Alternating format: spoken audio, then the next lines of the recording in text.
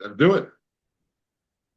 Welcome to the Ask Faleskini podcast with a guest.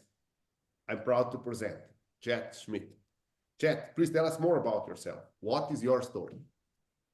Oh wow, you want my whole story? Well, the whole story is that I'm Chad Smith. I'm 50 years old. I live in Frederick, Maryland.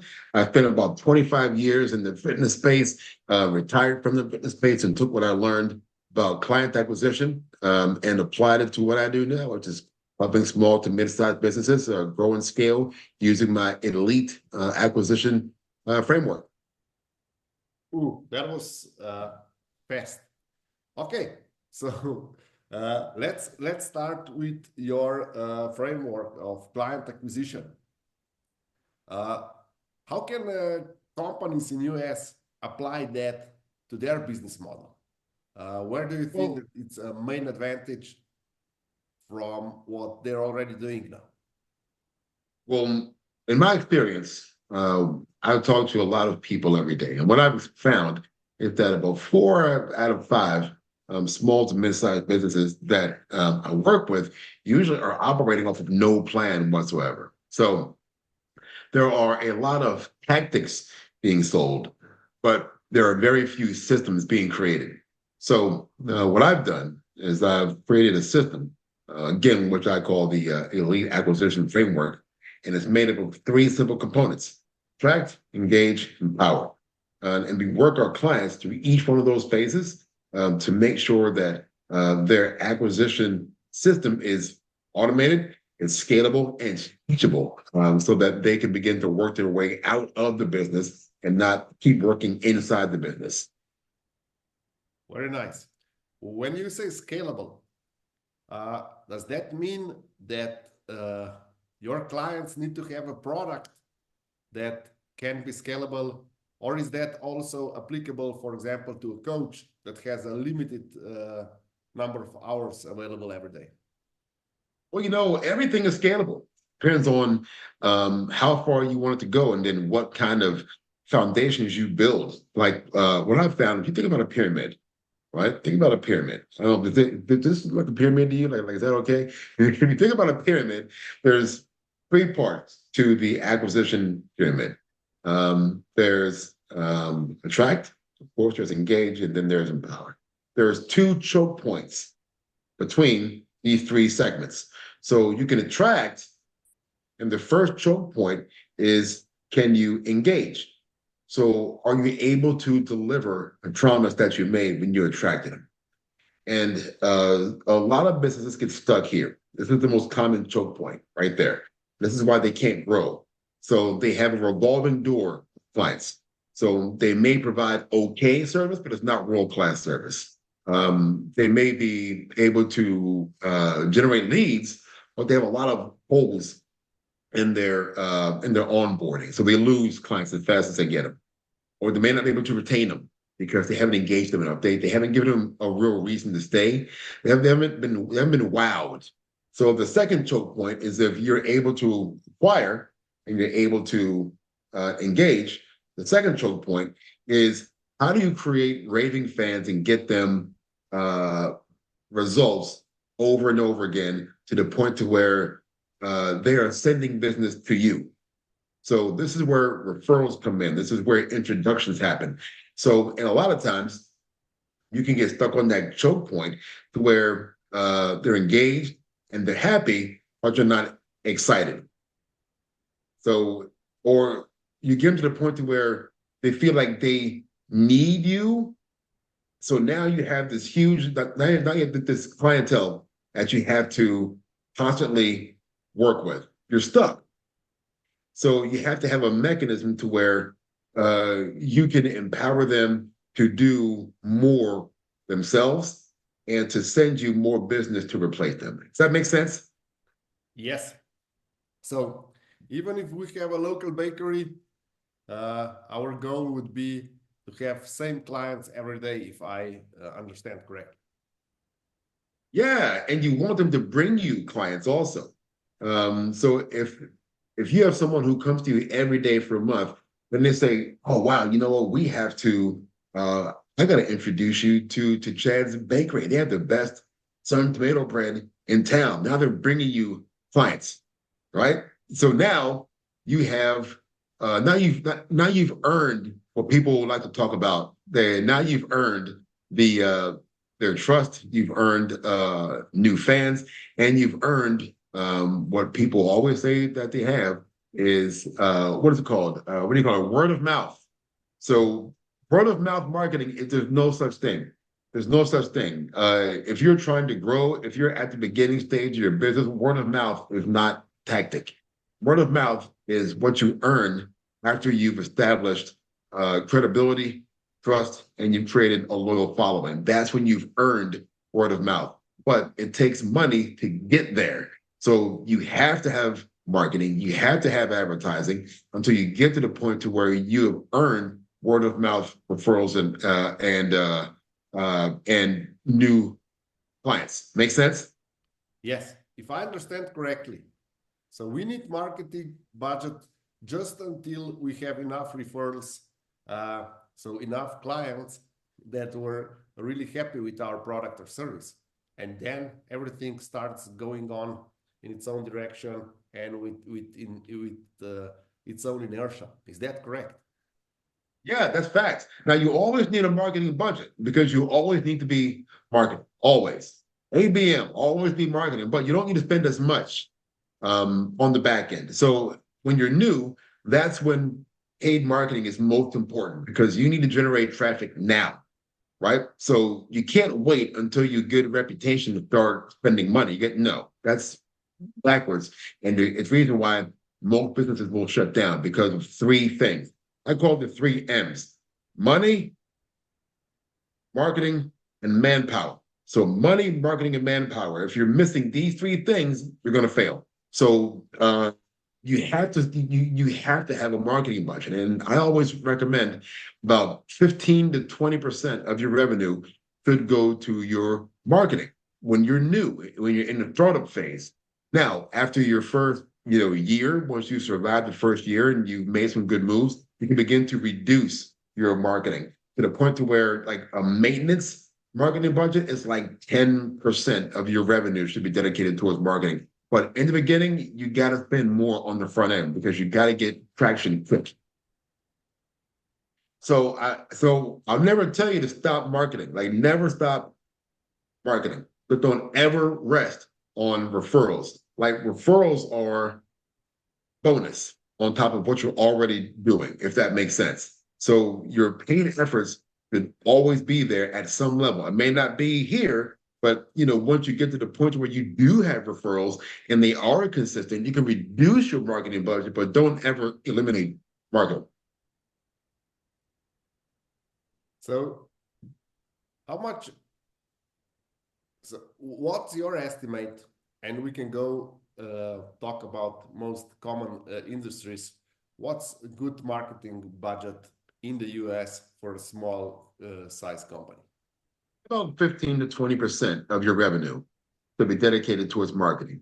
And that's not necessarily like just ads. Ads is a tactic, part of a whole system, part of a whole plan. So you can do paid ads, you can do direct mail, you can invest in a social media manager. That's marketing. You can invest in your local chamber of commerce. You can invest in all types of things. But it has to make sense for your brand. What most people that I talk to don't do is they don't actually sit down to think about what their brand is. They don't sit down and think about who their ideal client is. And they don't think about what message is going to resonate with that ideal client. How do you connect the two, your brand to your ideal client, and how do you make them run through a wall to get what you're selling? So that's the first thing that you got to do before you even think about spending any money, because otherwise you're just going to be throwing spaghetti at the wall and see what sticks and see who picks it up.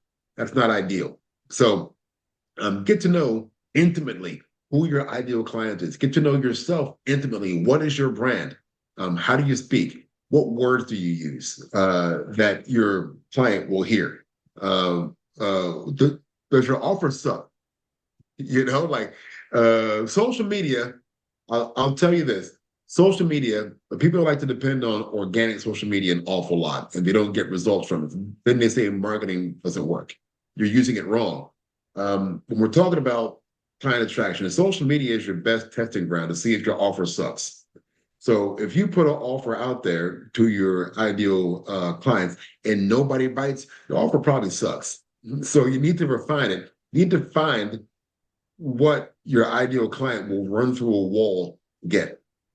So if I say, like for instance, there was a podcast I listened to a while back. It was a sales company that works with like multi-million dollar uh, corporations, and their offer is like a multi-million dollar offer. It costs a few $1,000,000. It's a technology company, and do you know what their front end offer is? And by front end means I mean like lead magnet, like a foot in the door.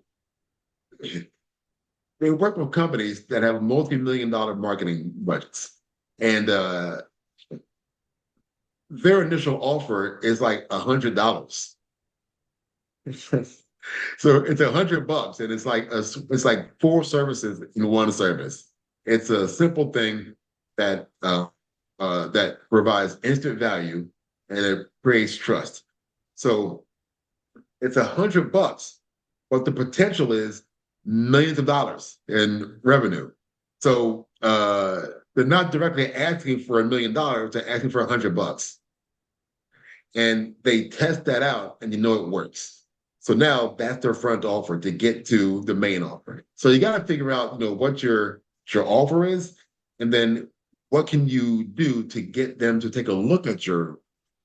So you need a main offer and a front end offer. So that's it, man. You got to do that. Like you have to have a solid offer. Okay. A lot of companies are now offering a free product or a free service just to get email and get people in their funnel. What do you think about this strategy? I think that's one way to do it. Um, I'm not a huge fan of uh, freebies, right? And it depends on what your product is. If I have a low dollar product, if I'm like trying to sell like course, like a freebie is fine. But if I'm trying to prospect for someone who's going to give me 10, 15, 20, like $50,000, free doesn't have a lot of value. So I like to get a little skin in the game. So it may be a $99 offer first. Mhm. But that $99 value may have like $1,000 value, if that makes sense. So what a question I ask for some of my clients who have high dollar offers is um, what are your competitors charging $1,000 for that you can do for 100? So let me ask that again. What are your competitors charging for that you can do for a low cost? So if your competitors are doing like a certain assessment for $1,000, can you do that for $100 to get your foot in the door? As long as that doesn't cost you a lot of time or money, um, create that offer. If you have a $99 offer, and you want to give away a free checklist or a free like white paper, I mean, that's fine. But I found that people convert at a higher rate. They convert into your main offer at a higher rate if they've already spent some money to begin with. Make sense? So if they dropped $100 Yeah. and they used what they bought, it's dramatically going to increase your chances to get them to become a $5,000 client. They've already spent $100. So no freebies. Oh, no, no, no. Again, it depends on what your offer is. So Mhm. if you've got a $300 course and you want to give away a freebie, to sell your course, I mean that's fine. But I don't know what you sell, but some of my offers are a few $1,000s. So and my clientele doesn't have a lot of value on free stuff, and they're probably never going to use it. So, but if they spend some money up front, it makes them a lot more uh, likely to spend some more money on the back end. You know what I mean? So you set foot in the door. And how does that work in the digital world? How does that convert? Well, the main thing is a lot of people miss what's what I'm looking for? They undervalue your email list. Like your email list and your website are the only two things that you own in the digital world. That's it. You don't own anything else. Zuckerberg owns your Facebook profile and your Instagram profile. I don't know the guys' names who own LinkedIn, but they own your LinkedIn profile, not you. If they decide to shut you down, they shut you down. You have no recourse, none. And I've seen it happen. I'm sure you have also. Um, your email list is what you own. You can take that to any email platform that you want. Your website, you own your domain. You can take that to any hosting company that you want. It's yours. Google doesn't own your website. So um, the old school's principles still apply. Build your email list first and foremost. If I go out of business today, I can rebuild with my email list alone. I can use that email list to run ads. I can use that email list to create audiences. I can use that email list for a lot of things. I can use that email list. I can get phone numbers from certain platforms, and I can do calls. So your email list is gold. Build that email list. Like make that your priority, especially if you're new. When you're talking build that email list, there's so many offers on the internet where you can buy an email list. What's your take on that? Don't do it. Don't do it. Nah, don't do it. Earn your email list. Don't buy it because if they don't opt in, you can find yourself in what I call spam in the spam box hell. You know, and bought email lists tend to have a lot of abuse complaints and a lot of unsubscribes. So take the time, build your email list, and create a relationship with everyone who voluntarily opts in to that email list. Bought email lists, like if you're working at scale, if you have a multi-million-dollar company and you're working at scale, and that's something that you want to do, and you can take the risk of having a certain domain burned or having a high uh, uh, being in the being in the spam box. I mean, that's fine. But for most people who are like small to mid-sized businesses, like don't do that. There's platforms where you can generate lead lists, but don't ever just buy email lists and then integrate them into your email platform. That's no good. No good. That's super spammy and super uh, that'll get you a lot of complaints and it may get everything shut down. Okay. What is a good size of an email list for a small company? I think once you hit that 500 mark, I think you're doing good. And you can build a big business off of a small list. Like I've seen hundreds of thousands of dollars made on small email lists, like less than 1,000 people on the list. The most important part is engaging them on a regular basis. You got to email them more than once a month. Like I recommend at least weekly. You got to be equal to them at least weekly. Some of my clients, they email them daily. One of my old mentors, Pat Rigsby, he has emailed his list every day for the past 20 years. And I know he has a few thousand people on his list. So I think that's key. It's like it doesn't really matter the size of your list. Just engage them and make sure that they're looking forward to your emails, and just keep growing it over time. But I would say if you can get to like 500 to 1,000, I think you're doing great. So it's more about quality than quantity as far as email lists is concerned. At first, it is. I mean, of course, eventually you want to grow your list so you have quantity. You want to keep adding fresh people into your list that are interested and that want to hear from you. So, to your point, mm, think about this. Think about this.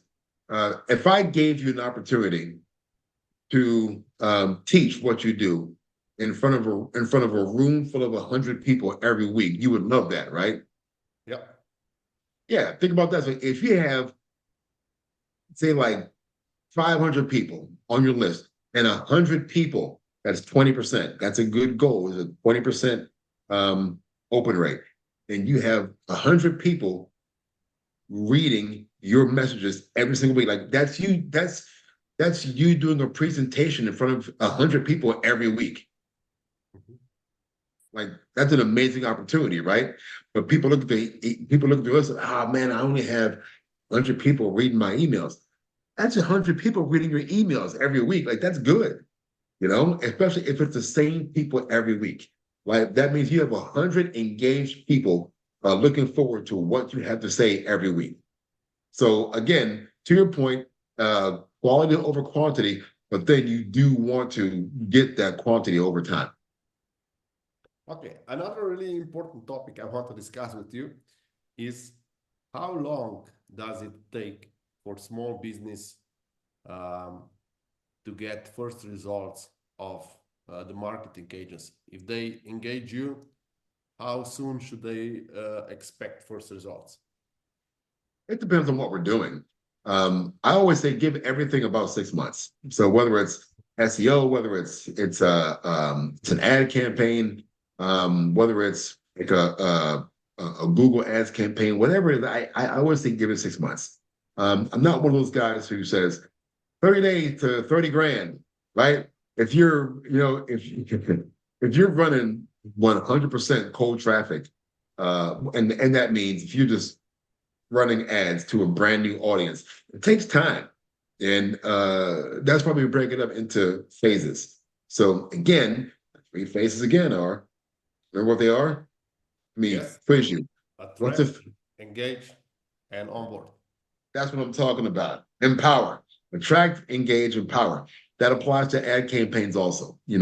Attract, engage, empower. And we do that with the mechanisms. So the ad is the first part. The opt-in is the second part. And then the back end marketing is the third part, which is the email follow-up to the opt-in. And then, of course, when you actually get them on the phone, that's the final part. And then you have to deliver your promise. So I always say give everything you do about 6 months. Okay, and if it doesn't work in 6 months, you should readjust. You should do something else. What's your advice on how to handle failure and how to recognize failure? Because until the 6 months, for example, in search engine optimization, it takes a lot of time for all the pages and everything to get to know you. And then you've invested 6 months, maybe you need another week or so, and things start happening, or maybe they will never happen. So how do we know when it's time to quit?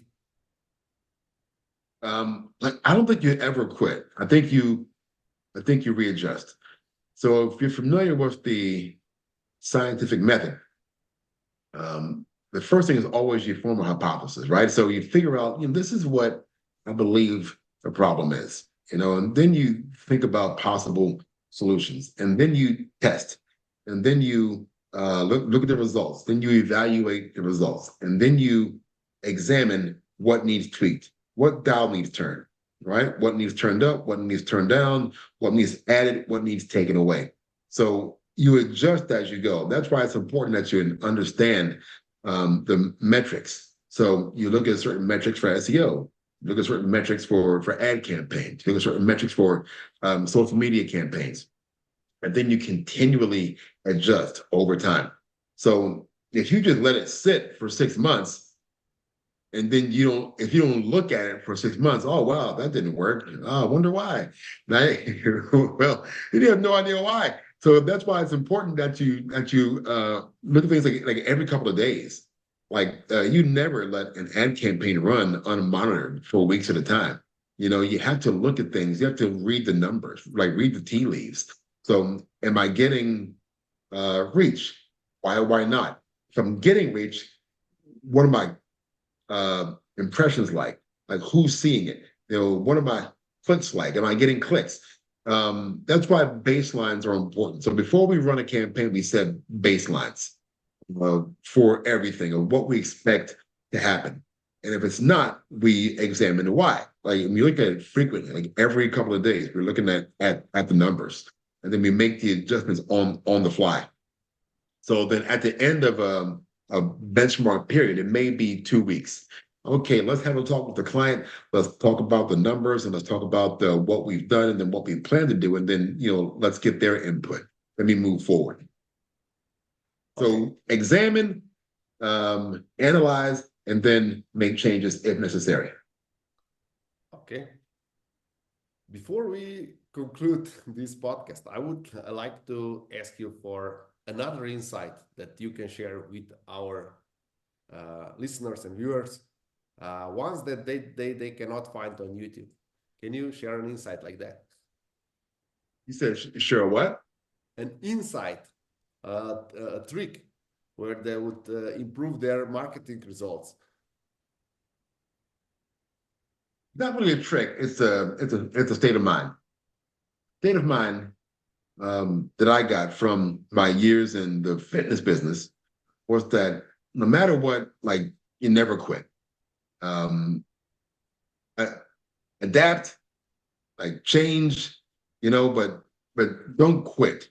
I think people get into like if this doesn't work, I'm gonna quit it. And people get into the habit of starting and stopping things, and they never gain any traction. So figure out how to make it work. So I used to tell my training clients, like, don't ever say you can't do this. Like, figure out how you can do it. And the same thing applies in marketing. Is don't say like this isn't going to work for, or this didn't work for me. Figure out why that version of it didn't work, and then move on to the next version of it. So if this particular campaign didn't provide the results you wanted, figure out why and then adjust and then do it again. You know, run that. If it doesn't work out the way you wanted to, figure out why, run it again. But don't stop, don't ever stop marketing. Like figure out what doesn't work and make it work, however you have to. Thank you very much for this insight. And Chad, before we finish this podcast, where can our listeners and viewers get in touch with you? And I'm everywhere.